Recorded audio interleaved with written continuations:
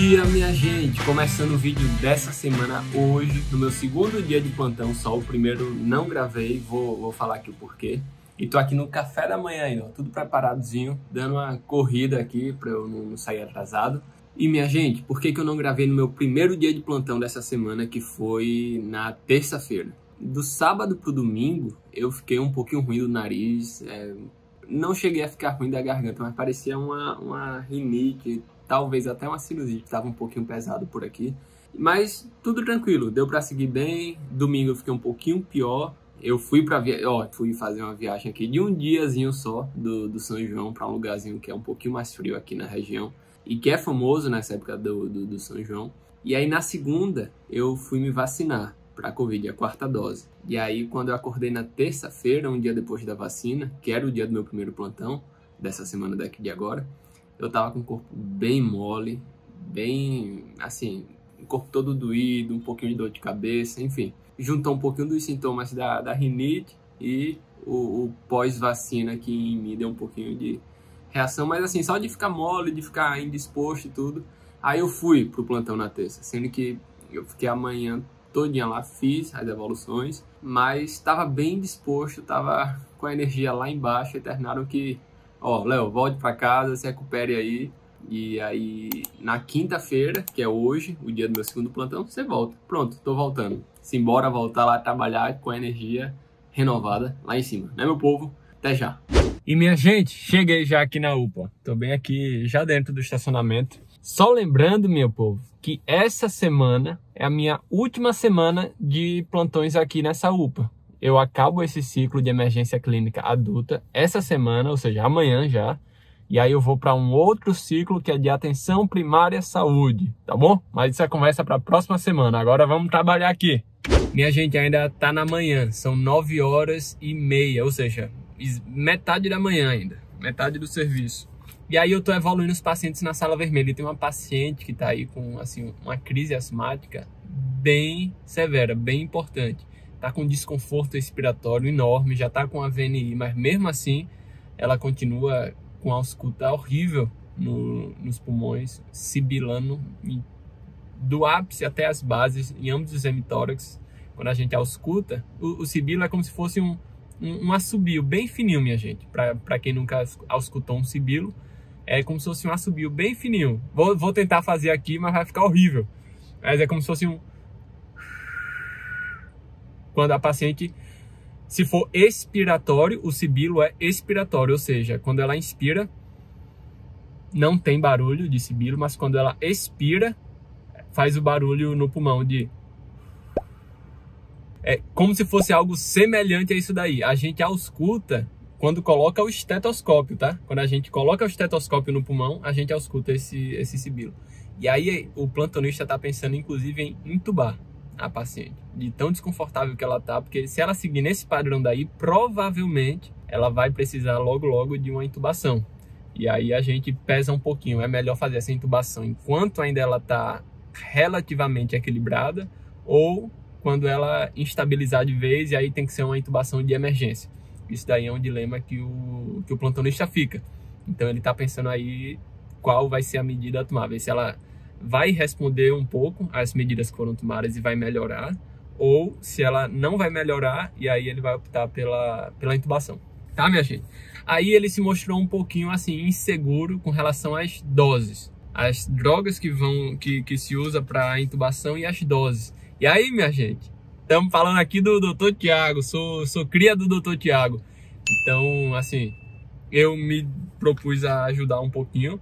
E aí eu tentei fazer um resuminho aqui, opioide, hipnótico, bloqueador, um resuminho bem rápido de cada um deles, do que provavelmente ele vai utilizar, que é o fentanil, desculpa aí, tá? Letra feia, fentanil, etomidato e succinilcolina. Aí eu fiz um resuminho bem rápido e vou deixar esse resumo com ele, tá bom, minha gente?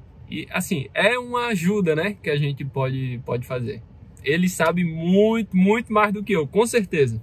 Mas tem um assuntozinho ou outro que a gente pode e deve ajudar. A gente está aqui no serviço não só para aprender, mas alguma coisinha ou outra a gente realmente ajuda, faz. E minha gente, esse era a primeira coisa que eu queria falar com vocês. Sendo que tem uma segunda, que é o quê? tem um paciente aqui na sala vermelha que ele entrou em parada cardíaca, parada cardiorrespiratória, a famosa PCR.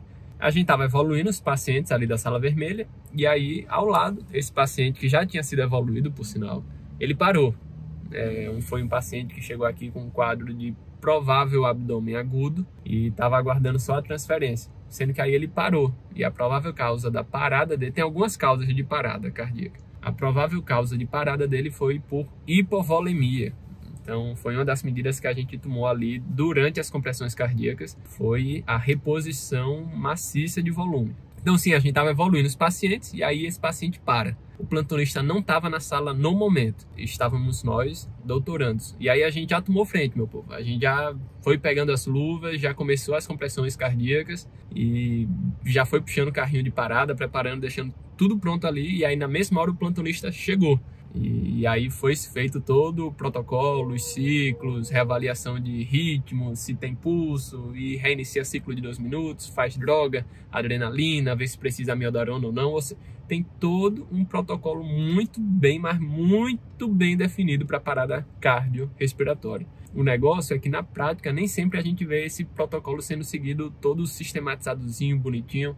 Porque, minha gente, parada cardiorrespiratória não é para ser aquele tumulto, aquela loucura que às vezes ocorre em ambiente hospitalar, não. Aquela loucura, tumulto todo e tal, às vezes mostra pra gente um ambiente não preparado, um ambiente despreparado. Sendo que esse plantonista daqui, nossa, foi a parada mais tranquila que eu já vi ocorrer. Ocorreu tudo muito bem direitinho, passo a passo. A gente, eu, por exemplo, eu e meus colegas, meu colega que está aqui, a gente é do 9º período, acabando o 9º período. Então, eu me sinto já mais seguro, já muito bem consolidado, o passo a passo na cabeça. Então, a gente já consegue dominar também um pouquinho mais a situação e até ajudar de forma mais ativa. E graças a Deus, meu povo, foi um paciente que parou em assistolia. Tem alguns ritmos cardíacos de parada. Um deles é a assistolia. Não é toda parada que dá choque não, viu, minha gente? Tem alguns ritmos cardíacos na parada cardíaca que a gente não dá choque no paciente, não faz a desfibrilação. São 4 tipos básicos. Um deles é AESP, o outro a assistolia. Esses dois não dá choque e esse paciente parou em assistolia, então a gente não chegou nem a chocar esse paciente. Os outros dois são taquicardia ventricular, sem pulso, e o outro, fibrilação ventricular. Esses outros dois se dá o choque, se desfibrila, tá bom? Mas esse paciente parou em assistolia, a gente não precisou chocar, sendo que esse paciente ficou, ó, vai aparecer a foto aí do relógio. Esse paciente, minha gente, olha aí a foto, ficou 17 minutos em parada. 17 minutos é muito tempo em parada, mas ele voltou. A cada ciclo de 2 minutos a gente fica reavaliando, reavalia ritmo, reavalia se tem pulso ou não, e aí ele só foi reaparecer com ritmo e pulso em 17 minutos. Dá uma felicidade tão grande quando a gente vê o paciente voltando ao ritmo espontâneo, ao pulso espontâneo. E agora tomar os cuidados, porque tão importante quanto a retomar a circulação espontânea são os cuidados pós-parada. Esses cuidados são importantíssimos, porque senão o paciente vai ficar entrando em parada de forma repetitiva. Mas ele já está aqui sob vigilância, está sendo tudo feito certinho. Tá bom, minha gente? Essa foi amanhã, ainda é 9h30 da manhã, ainda tem um longuíssimo plantão pela frente, tá bom? Assim, só um parêntesezinho. E por que que tem esse relógio aí que eu mostrei pra vocês dos 17 minutos? Sabe porque eu queria cronometrar o tempo pra mostrar pra vocês? Não, não é isso não. É porque existe um papel fundamental na parada, quem organiza ali, quem faz tudo funcionar direitinho, que é a pessoa que fica em posse do relógio, do cronômetro. Porque todas as nossas condutas na parada, elas são baseadas no cronômetro, no tempo. Então, tá ali a pessoa com o relógio e é ela que vai determinar, ó, troca a pessoa que tá sendo compressão, faz determinada droga, não, faz a outra droga, tá, esse é o 3º ciclo, esse é o 4º ciclo. Então, ela que vai coordenar ali, ser o grande maestro. E normalmente, essa pessoa que fica no relógio é a pessoa mais experiente ali da equipe. Ela que vai dar o encaminhamento de cada pessoa da equipe, tá bom, meu povo? Então por isso que tem essa foto aí do cronômetro, meu celular que ficou sendo o cronômetro. Boa tarde, meu povo, ó, acabei de almoçar agora, almocei, vim aqui no carro rapidinho só para conversar com vocês e agora eu tô voltando de novo aqui para dentro, lá para UPA, para ficar na sala verde. O período da tarde eu tento passar ele inteiro na sala verde. Relembrando, a sala verde é onde tem os consultórios. que aí a gente atende aquele paciente que veio de forma espontânea, que estava com alguma queixa, alguma emergência, e veio para a UPA para ser atendido. Então, é lá onde tem aquela o primeiro contato com o paciente. A gente faz a anamnese, faz o exame físico, e agora eu tô indo para lá, tá bom? Minha gente, pela manhã, tirando aquele caso do paciente que teve a parada cardiorrespiratória, e que ele, assim, na medida do possível, tá bem, tá? Estabilizou e tá nos cuidados pós-parada. Tirando isso, foi uma manhã tranquila, só de evolução de paciente, concluir a transferência dos pacientes que estavam para ser transferidos. E aí eu venho trazer aqui mais um caso de ferida de pé diabético. Tô trazendo vários aí. Talvez, ó, pensando aqui agora, talvez é o que mais apareça aqui na UPA, para ter cuidado, que a gente trata. Pé diabético, é muito lesão de pé diabético. Então, assim, quem não gostar de ver imagens pode avançar um pouquinho, mas é um senhor, 71 anos, e ele chegou aí com o pé nesse estado daí. Isso daí já foi feito toda a sepsia, já tá até um pouquinho melhor do que ele chegou. Então, quando a enfermeira foi lá retirar o curativo, aí ela foi lá me chamar para eu dar uma olhada e ver como é que tava essa ferida. E aí ele tá com a senha ele tá com a solicitação de uma senha para ser transferido para o serviço de cirurgia vascular, que aí a cirurgia vascular vai precisar avaliar como é que tá esse membro daí, esse dedo do pé, que é o dedo do meio do pé, terceiro pododáctilo. Ele precisa ser avaliado pela cirurgia vascular, ver ainda a possibilidade de se é viável ou não esse membro, se vai precisar ser amputado, o que é que vai precisar ser feito. Então aqui a gente inicia o tratamento, realmente ali o tratamento inicial. Começa antibiótico-terapia e sintomáticos. Se tiver com dor, se tiver com algum desconforto, náusea, vômito, mas o tratamento realmente vai ser lá no serviço especializado, beleza? Fala minha gente, nem gravei vídeo saindo lá da UPA, já tô gravando aqui em casa, eu acabei de jantar. Minha gente, eu peço até desculpas porque foi muita coisa que ocorreu à tarde, eu vou falar aqui direitinho, vocês vão ver, e eu tô bastante cansado, muito cansado. Cheguei, ainda fui estender roupa, ainda fui fazer minha janta, comi, então eu tô bem confusão, então perdoem aí se eu ficar um pouquinho mais lento nessa noite. Meu povo, vocês viram aí a manhã, né? Foi bem agitada. Teve um paciente que teve parada cardiorrespiratória, a gente reanimou. Aí, à tarde, eu ia para a sala verde para ficar fazendo aqueles atendimentos dos pacientes que chegam até a emergência para serem atendidos. Aí, esse paciente da manhã, ele parou de novo. O paciente parou, sendo que foi uma parada mais lenta do que aquela primeira, que vocês tinham visto que tinha sido 17 minutos. Lembrem, 17 minutos. Aí reverteu-se esse paciente. E assim, minha gente, o paciente estava bem grave, tá? Aí, depois da reversão dessa parada, chegou uma paciente. Assim, imaginem a cena, né? A porta da emergência se abre, batendo uma cadeira de roda, batendo, empurrando. E chega uma mulher, né? Aparentava ter seus 35 anos, vamos lá. Na cadeira de roda, assim, largada, desacordada. E a gente não sabia ainda o que tinha ocorrido. Desmaiou, sei lá, hipoglicemia, enfim, a gente não sabia nada da paciente, não sabia nem a história, o que tinha ocorrido com a paciente. Aí quando ela entra realmente na sala vermelha, aí a gente só escuta choque. Eu não sabia assim, se era choque elétrico. O que eu imaginei é que tinha sido um estado de choque da paciente, que é aquela hipoperfusão, enfim. Mas era choque elétrico mesmo. E aí, enquanto a gente fazia aquela primeira avaliação, isso, minha gente, sala de emergência é tudo muito dinâmico. Bem dinâmico mesmo, várias coisas ocorrem ao mesmo tempo. Então, enquanto a gente fazia a primeira avaliação da paciente, via a responsividade da paciente, via se estava consciente ou inconsciente, a gente ia devagarzinho escutando as histórias. A paciente levou um choque elétrico. A gente não sabia muito bem como é que foi esse choque elétrico, mas ela levou um choque elétrico. Estava completamente inconsciente, Glasgow 3, e estava em parada cardiorrespiratória também. Ou seja, meu povo, um paciente que chega em parada cardiorrespiratória, ele está morto. A evolução natural daquilo, se fosse a natureza, tomando conta, era morrer, o paciente está morto. E aí a gente, enquanto ia fazendo uma avaliação ali bem rápida, a paciente estava sendo colocada já na maca, no leito, E aí, instantaneamente, a gente já iniciou o protocolo de parada. Iniciou as compressões cardíacas, já puxou carrinho de parada, que tem um desfibrilador, que tem várias drogas que são utilizadas na parada. E aí, nessa parada daí, minha gente, quem assumiu o relógio, que vocês tinham visto pela manhã, eu falei um pouquinho do relógio, quem é que assumiu o relógio. Aí quem assumiu nessa parada daí fui eu. E a história, falando um pouquinho mais da história, ela, a filha que estava acompanhando ela, disse que ela levou um choque de um rádio de pilha, que estava lavando roupa, ela estava toda molhada de pé no chão, e estava com um radinho de pilha aqui no braço. Sendo que, minha gente, um rádio de pilha não vai dar um choque na paciente para ela entrar em parada cardiorrespiratória, enfim.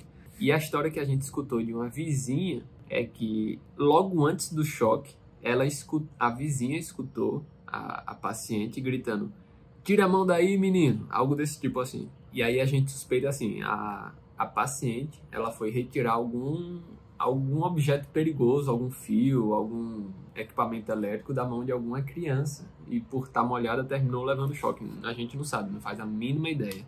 E como é que foi esse choque, minha gente? Tinha a ferida de entrada em um dos braços, aqui, e tinha uma ferida de saída do choque no outro membro superior, aqui na outra mão. Ou seja, o caminho do choque, ele veio por todo o braço, atravessou o tórax, passou pelo outro braço e saiu do outro lado.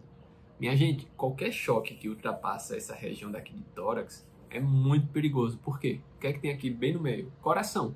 E o coração, ele é regido por correntes elétricas. Então, um choque que passa aqui no meio vai interferir em toda essa corrente elétrica e pode levar o paciente, inclusive, à morte por parada cardiorrespiratória. E era para onde essa paciente estava se encaminhando.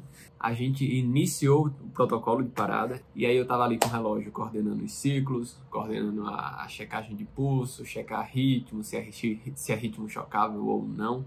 Essa paciente daí, ela estava em ritmo chocável. Então, quando a gente checava ritmo, que via que era ritmo chocável, a gente desfibrilava. Ritmo chocável é para se fazer a desfibrilação, porque a desfibrilação tem efeito positivo nesse tipo de ritmo. Então, sempre que a gente verificava ritmo, ela estava em ritmo chocável e a gente fazia a desfibrilação. E, minha gente, essa paciente, assim como aquele primeiro paciente lá, que de manhã ficou em parada por 17 minutos, essa paciente também ficou por 17 minutos em parada cardiorrespiratória. Aí, voltou depois de muito esforço, a gente até estava preocupado, porque assim, do tempo que ela levou o choque até chegar na UPA já foram 20 minutos, então a gente não sabe quanto tempo essa paciente já estava parada. E aí foram mais 17 minutos tentando reanimar. E aí, voltar, minha gente, é uma sensação ó, de graças a Deus, literalmente, né? A gente agradece muito, dá uma sensação de dever cumprido danado. Sendo que pouquinho tempo depois, 3 minutos depois que ela voltou da parada, a paciente parou de novo. E aí, mesma coisa, já estava tudo ali preparadozinho no entorno dela. A gente reiniciou as compressões cardíacas, reiniciou todos os ciclos, né? Fazer as drogas certinho. A adrenalina, a gente usa basicamente a adrenalina e a miodarona, a depender do caso. Enfim, e essa segunda parada cardiorrespiratória durou 4 minutos. Ou seja, ela parou, foram umas 4 minutos em parada, e aí ela voltou à circulação espontânea, ou seja, o coração tomando ali de novo a atividade dele e fazendo a circulação espontânea pelo coração. E aí o que é que se faz? Depois de qualquer parada, os cuidados pós-parada foram feitos ali todos para ela, e minha gente, ela tá bem. Eu saí do plantão lá às 7 horas, com ela muito bem, já dando sinais, inclusive, de que estava despertando. Eu ainda não vi ela acordada, desperta. Espero ver amanhã, né? Se ela ainda estiver lá na UPA. Pronto, acabou esse caso daí. Sim, inclusive foi a primeira vez que eu vi paciente chegando por choque elétrico. Nunca tinha visto, minha gente. Nunca tinha visto mesmo. Foi a primeira vez. Boa noite para vocês e até amanhã. Mais um dia de plantão. E aí é o meu último plantão da semana. É o meu último plantão de emergência clínica adulta. Agora eu tô indo para um outro grande ciclo, que é atenção primária à saúde. Vou ficar 3 meses em atenção primária à saúde, ou seja, posto de saúde. Mas é onde eu vou passar 3 meses. Mas minha gente, chega de conversa por hoje. Boa noite para vocês e até amanhã. Tchau. Fala, minha gente, boa tarde. Hoje não tem bom dia não, é boa tarde. Minha gente, tô aqui na UPA já é meio plantão andado, ou seja, quer dizer, um pouquinho mais da metade do plantão já foi. São 2 horas da tarde, a parte da evolução da sala vermelha, da sala amarela, acabou-se já. Então agora ver se eu vou para a sala verde ou continuar lá na sala vermelha e amarela. Tá bom, meu povo? Minha gente, já é clima aqui de despedida, me despedindo aqui desse ambiente, porque hoje é o meu último dia em UPA. Durante o meu internato, eu acho que eu não vou mais passar em UPA no ano que vem. E assim, desse meu rodízio, hoje é o meu último dia aqui, tá bom? Ver o que é que tem de legal aí pra trazer pra vocês até o final do dia, meu povo. Voltar aqui pro trabalho. É isso, meus amigos. Acabou mais um ciclo. Minha gente, acabei o ciclo de emergência clínica adulto. Minha gente, vou falar o relato de hoje bem rapidinho. Pela manhã, vocês já viram, fiz as evoluções dos pacientes na sala vermelha e amarela. Foi bem tranquilo, tá? Não teve nada de diferente, não. Pela manhã, vocês já viram, foi tudo bem tranquilo. Fiz as evoluções, não teve nada de diferente. Não vou trazer nada aqui pela manhã. Aí almocei, voltei lá para a sala verde. E passei quase a totalidade da tarde na sala verde, fazendo as consultas ali dos pacientes que chegam. E aí tiveram 2 casos que eu vou trazer aqui para vocês. Um deles é esse bichinho daí que causou. Mostra aí, por favor, editor. Minha gente, isso é obviamente, vocês já viram o que é um escorpião. Minha gente, eu tenho um pouquinho de medo de escorpião e aranha, tá? Não chego a ter fobia, não. Mas pense nos bichinhos que eu não gosto. E aí chegou lá a paciente com esse escorpião enrolado no papel. E aí, doutor, olha aqui o que houve. Eu abro, tá lá um escorpião. Era pequenininho, assim, tamanho de... Aqui, 2 falanges do dedo. Bem pequenininho. E aí, assim, tirando a dor, uma dor leve, que ela tava sentindo aqui na mão direita, né, aqui na falange proximal, do dedo anelar da mão direita. Eu tava super bem, não tinha nada que chamasse mais atenção a gente, nenhum outro sintoma, enfim. Mas ela tava com a dor. E tem um serviço aqui, minha gente, que se chama o CEATOX. Existe o CEATOX, que é o centro de... Eu não sei a sigla toda, tá? Mas é um centro de apoio, não sei, a essas situações, esses acidentes que envolvem intoxicação. Seja intoxicação por animal peçonhento ou venenoso, ou intoxicação por substância química, ou inalada, ou ingerida, enfim. É um centro para isso, especializado em esses acidentes de intoxicação. O nome é CEATOX. Então, no estado inteiro, quando a gente tem algum problema que envolva esses exemplos daí que eu dei, a gente tem a possibilidade de ligar para esse serviço. É tudo teleatendimento, tá?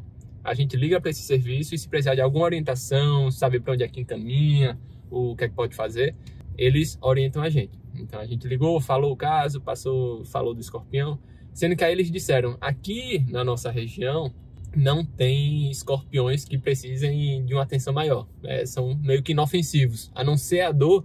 Para um adulto saudável, não tem nada o que se preocupar, não.